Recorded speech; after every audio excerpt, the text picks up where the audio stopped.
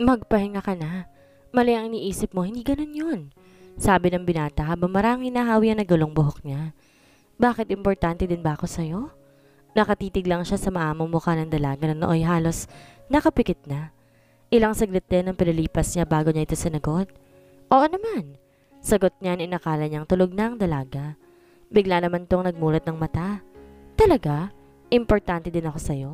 Totoo ba yan, ha? Anitong muling umusad papalapit sa mukha niya. Napahiga siya sa kama habang nakayakap sa kanyang dalaga. Halos nakadikit na ang mga labi nito sa labi niya. I love you. Sabi pa nito sabay halik sa kanya. Nalaki ang mata ng binata. Tas sunod-sunod siyang halikan nito sa labi. Ang cute mo talaga. Nakangiti pang sabi na halos magsara na ang mga mata. Napapikit siya ng mariin. Pilit kinokontrol ang sarili. Maya-maya pa'y kumilos ang dalaga at umalis sa pagkakadagan sa kanya. Pilit inaabot ang cellphone na nakapatong sa lamesa. Pagkatapos muling dumagan sa kanya at kumuha ng litrato habang magkadikit ang kanilang mga mukha. Pilit niyang inaagaw ang cellphone pero naging malikot ang kamay nito at aksidenteng na-share ang picture sa Facebook. Mariing napapikit ang binata, lalo pa nang sunod-sunod ang pagtunog ng cellphone ng dalaga.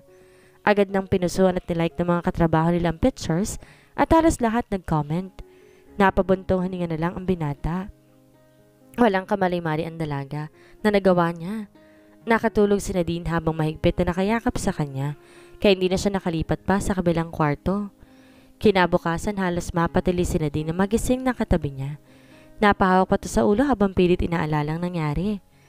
Dahan-dahan inilis niya ang kamay ng binata na nakadantay sa kanya pero bagya itong kumilos at mahigpit na yumakap sa kanya. Halos naramdaman niya ang paghinga nito. Napangiti pa siya habang pinagmamasdan ang gwapong muka ng binata. Good morning!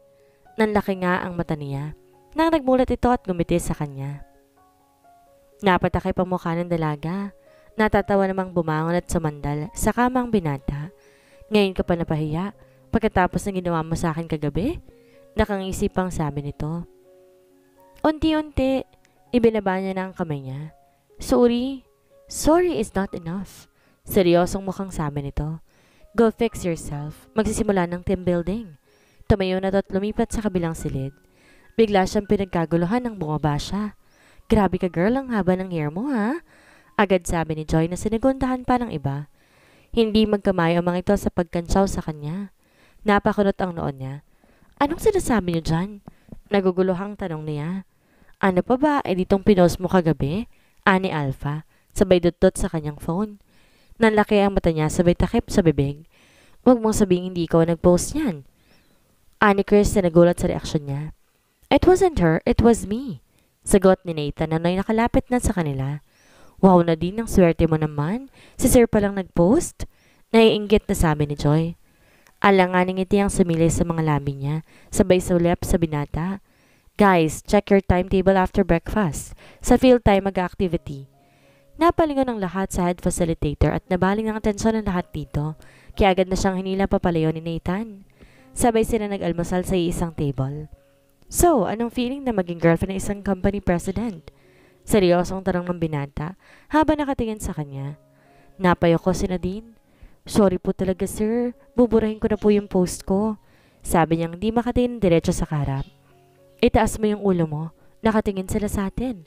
Bulong nito matapos siyang lagyan ng pagkain sa plato. Cheer up! Nakangiting sabi nito sabay pisil sa baba niya. Akmang kukunin niyang cellphone na makipag-unahan ng binata. Nakipag-selfie pa ito sa kanya at pinost na may hashtag na First Breakfast with My Honey. Lalong namula ang mukha niya na makitang pinost nito. Stop acting weird. Parindigan na lang natin kung anong alam nila. Anito't pinisil pa ang kamay niya. Nakaramdam naman ng kapanatagan ang dalaga nang hawakan ito ang kamay niya. Pagdating sa bus, muling umugong ang kantsawan na magkahawak kamay na umakit sila. Sa likod sila pumesto kung saan walang ibang nakakakita. Hindi bumibitaw sa pagkakahawak sa kamay niya ang binata, kahit pa nga pilit niyang binabawi ang kamay niya. Nilalakihan lang siya nito ng mata tuwing tatangkain niyang bumitaw sa kamay nito. Habang nagbabiyahe, humilig pa to sa balikat niya hanggang makarating sila sa location. Nandito na tayo, bulong niya kasabay ng mahinang pagtapik niya sa pisngi nito. Nagmulat ng paningin ng binata, tsaka ngumiti sa kanya. Bilis naman, anito habang tumatayo. Nagpatiunan na tong bumaba kaya kahit papaano nakahinga ang dalaga. Sa baba, aba nakikipag-usap ito, agad lumapit sa pintuan ng bus na mapansing pababa na siya. Inabot itong kamay niya upang alalayan siyang bumaba. Kakaibang saya ang dulot doon sa kanya. Halos buong activity nakatabi lang sa kanyang binata kaya naman ganoon na lang ang pagkantsaw sa kanya ng mga kaibigan. Hapon na nang matapos ang group activity at tagkanya-kanya ng gala ang lahat. Lumapit sa kanya si Alvin, masayang nakipagkwentuhan sa kanya. Habang si Nathan naman noon, kasalukuyang may kausap sa phone, sa di kalayuan at nakatanaw lamang sa kanila. Ilang saglit pa'y nagpaalam na rin si Alvin kay Nadine. Madilim ang mukhang ibinaba ni Nathan ng phone, walang sabi-sabing naglakad pabalik ng bus. Napakulot ang noon niya nang di man lang siya inaya ng binata. Tahimik na umakit na rin siya at naupo sa dati nilang pwesto. Seryosong mukhang tumingin to sa kanya. So, okay na ba sa'yo ganito pa tayo? Sabi pa nito. Sorry po sir, papaliwanag ko na lang po sa kanilang lahat. Nakayokong sagot niya. Paano? Nakita nila tayo magkasama at magkayakap sa isang kwarto. Tapos sasabihin mo wala lang yon? Ano ang isipin nila sa akin? Mapagsamantalang amo? Yan ba ang gusto mo? Ang masirang reputasyon ko? Maraing sabi nito. Hindi po. Agad na sagot niya. Then let it be. Ako ang magsasabi kung kailan tayo maghihiwalay. Seryosong mukhang sabi nito. Marahan lang tumango ang dalaga. And one more thing. Habang girlfriend kita, hindi ka dapat nakikipagsayaw o nakikipagtawanan sa ibang lalaki. Dugtong pa nito. Sunod-sunod ang naging pagtango ng dalaga na animoy sunod-sunuran lang sa binata. Tumayo ang binata at pumaba ng bus. Naiwan siyang pilit pinipigilan ng luhang kanina pang nag-uunahang pumatak. Hiyang-hiya siya sa sarili at sa binata. Kung hindi lang sa malaking pagkakautang niya sa bangko, dali-dali na sana siyang tumakbo at nagpakalayo-layo dito. Ang tanga-tanga mo kasi. Umiiyak na sabi niya kasabay ng paulit-ulit niyang pagsampal sa sarili. Lingid sa kaalaman niya, hindi naman lumalayo ang binata. Nakatanaw lang to sa kanya mula sa pinagkukublian nito. Nang dumilim na, isa-isang nagsibalikan ng mga empleyado, kaya agad na ring umakyat ang binata sa bus. Nakapikit si Nadine habang nakahilig sa bus, kaya agad niya itong kinabig pasubsob sa dibdib niya. Pero nagising to at agad na lamuyo sa kanya. Habang umaandar ang bus, nanatili lang tong nakatingin sa labas ng bintana. Unti-unti nang lumalamig ang simoy ng hangin, kaya agad niyang hinubad ang jacket niyang suot at ibinilabal sa dalaga, pero hindi pa rin to lumilingon sa kanya. Ilang minutong nakatigil ang bus at halos nakababa ng lahat pero hindi pa rin nakakumikilos si Nathan. Gusto niyang kausapin si Nadine pero nagpatiunan na itong tumayo. Napabuntong hininga na lang ang binata. Pagdating sa kwarto, agad na sumubsob sa kamang dalaga at saka doon tuloy ang pag-iyak. Samantala ang kabilang kwarto naman, dinig na dinig ng binata ang pag-iyak niya, kaya gano'n na lang ang pagka-guilty nito. Gustong-gusto niyang tumawid at aluin ng dalaga pero pilit niyang nilalabanan ng sarili. I'm sorry, bulong pa niya. Kapansin-pansin ang pagdistansya sa kanya ng dalaga. Bihira na rin to magsalita. Sasagot lang kapag tinatanong nga di tulad dati na makwento at masiyahin ito. May sakit ka ba? Aniya sabay salat sa noon ng dalaga. Umiling lang ito at saka nagbalik ng tingin sa kalsada. Nang tumigil ang bus sa mismong harapan ng company, agad na tumayo si Nadine at nagmamadaling bumaba. Han, wait! Sigaw ni Nathan. Kinilig ang lahat at muling umugaw ang kantawan. Napatigil si Nadine at nilingon niya ang binata. Nagmamadaling tumayo ito at tumabal sa kanya. Agad namang tumabay ang ibang empleyado at nagbigay daan sa kanya. Agad niyang hinawakan ng isang kamay ng dalaga nang maabutan niya ito. Grabe naman, ang sweet! Inggit na inggit na kansaw ni Joy. Ihahatid na kita. Anito tinila na siya pababa ng bus. Walang imek na sumunod lang ang dalaga. Wala pa rin silang imikan habang nagbabiyahe pa uwi sa bahay. Nang tumigil ang kotse sa harapan ng bahay niya, dali-dali siyang bumaba. Hindi na siya nagpaalam o nagpasalamat man lang sa binata. Nadine! Narinig niyang muling tawag nito sa kanya. Saglit siyang tumigil at tumingon dito. Agahan mo bukas, may kailangan tayong tapusin. Seryosong mukhang sabi nito. Marahan lang siyang tumango at nagpatuloy na sa paglalakad paakit ng bahay.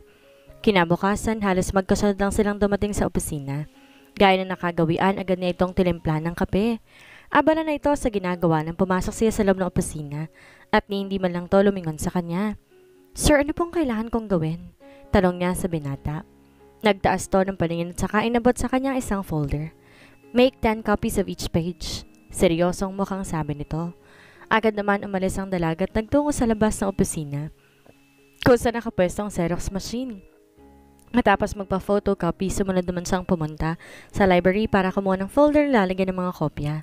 Napansin niyang andoon na rin ang binata at may kung anong hinahanap. "Come here!" Anito na mapansin siya. Agad nang lumapit siya dito. "Sir?"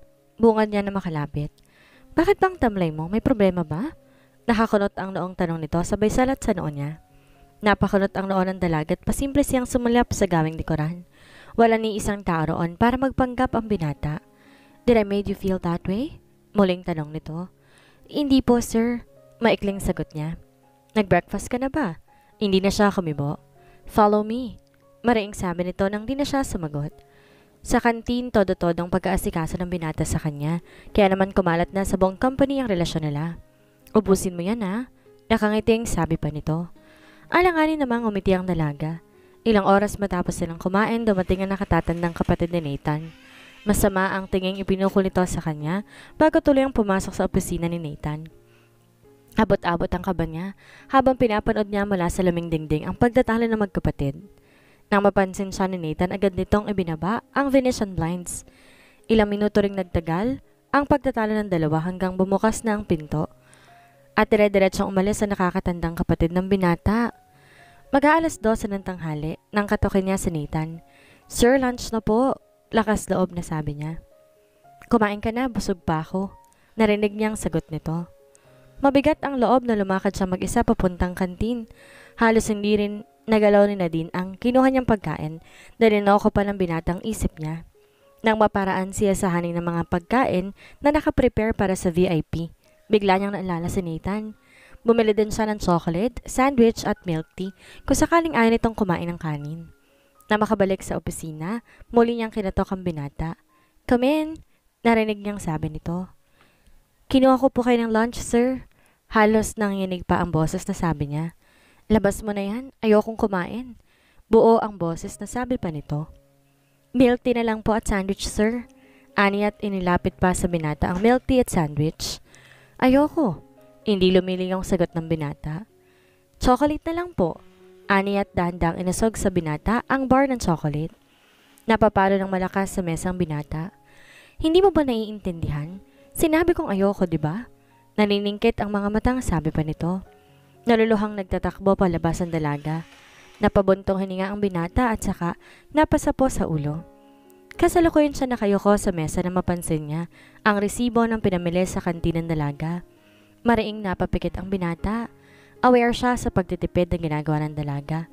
Ni hindi nga ito kumakain ng tamang pagkain sa bahay para mapunuan ang iniipon nitong pambayad sa bangko, pero gumastos ito ngayon ng malaki para lang sa kanya. Naiiling na sinimulan niyang kainin ang pagkain iniwan ng dalaga. Panay ang sulyap niya sa labas pero hindi pa rin bumabalik sa pwesto ang dalaga. Na matapos kumain, lumabas siya ng opisina at tumayo malapit sa desk ng dalaga. Nandun pa rin ang mga gamit nito. Sumulyap siya sa suot niyang relos at mag-aalas 3 ng hapon. Nilabas niya ang cellphone. Sinubukan tawagan ng dalaga. Napakulot ang noo niya na mapansin ang tumutulog na cellphone sa ibabaw ng mesa. Naiiling na siyang bumalik sa loob ng opisina. Saan kaya nagpunta? Bulong niya pa sa sarili. Mag-aalas 7 na makabalik si Nadine. Walang imik na nilampasan niya lamang si Nathan at sa kanya kinuha ang kanyang bag at ang naiwang cellphone. "Where have you been?" Mariing tanong ni Nathan pero hindi sumagot si Nadine at dire-diretso lang na lumabas ng opisina. "Hey!" Habol pa ni Nathan pero hindi na siya nilingon pa ni Nadine. Napasuntok na lang sa mesa ang binata. Masamang-masama ang loob ni Nadine kaya ng gabi ding yon, naggawa siya ng resignation paper. Kinabukasan, namumugto ang mga matang pumasok siya ng opisina at dumiretso sa opisina ng binata. Naabutan niyang abala ito sa pagtutok sa computer. Marahan niyang inalapag ng resignation paper sa harapan nito. Tumigil to sa ginagawa at bahagyang sumulyap sa kanya, tsaka binasa ang nilapag niyang resignation paper. "Bakit?" Seryoso mukhang tanong nito matapos basahin ang resignation paper niya. Hindi umimik ang dalaga at nanatili lang nakayuko. "I said, why?" Muling tanong ng binata kasabay ng pagtiklop ng laptop at saka bumaling sa kanya. "Hindi na po ako productive para sa posisyon ko, sir." Mabilis na sagot niya. Na ang mga matay na natiling nakatuon sa sahig. "Who told you?" Galit pa rin ang tono ng boses na tanong nito. Hindi umimik ang dalaga. So paano na yung building na tutubusin mo? Hayaan mo na lang bang marimata ng bangko? Sunod na sabi nito. Sunod-sunod umiling ang dalaga habang nakayoko. Then why are you filing this resignation? Halos pasigaw ng sabi nito. Hindi ko na po kaya magtrabaho kasama ninyo, sir. Mahinang sagot niya. Dahil ba nasigawan kita kahapon? Ano? Malaki ng ulo mo at ayaw mo na napapagalitan? Mariing sabi pa nito. Aalis na po ako sa halip, ay sagot niya. At akmang lalabas na nang pigilan siya sa braso ng binata. I won't accept your resignation. Go back and work. Mariing sabi nito. Nagtaas ng paningin ng dalaga at nagtama ang paningin nila. After creating such a big mess, do you really think I can easily let you go? Sabi nito na ang tinutukoy ang ginawa niyang issue sa social media. Go back to work. Mariing sabi nito. Napaawang ang mga labi ng dalaga. But sir, tanging nasambit niya. I don't want to hear your excuses. Anitong tinilikuran na siya at lumabas ng opisina. Naiwang nakatulala ang dalaga. Samantala, dumiretso naman si Nathan sa opisina ng nakatatandang kapatid na si Gab. Halos pabalibag na tinulak niya ang pinto. Kuya, anong sinabi mo kay Nadine? Agad na bungad niya. Napangisi naman si Gab na agad tumayo at tinarap siya. Bakit? Anong sinambong ng girlfriend mo sa'yo? Nakangising tanong pa nito. So ikaw nga. Mataas ang tono ng boses niya. Bakit? Sinabi ko lang naman sa kanya na nag-withdraw ka ng investment sa atin ng papa ni Steph na dapat sana mag-finance sa mga latest projects mo. Mariing sabi nito. Kaya ba pinagre-resign mo siya? Halos pasigaw na sabi niya. I'm not asking her to resign. Sinabi ko lang sa kanya ang kasalukuyang kondisyon ng kumpanya.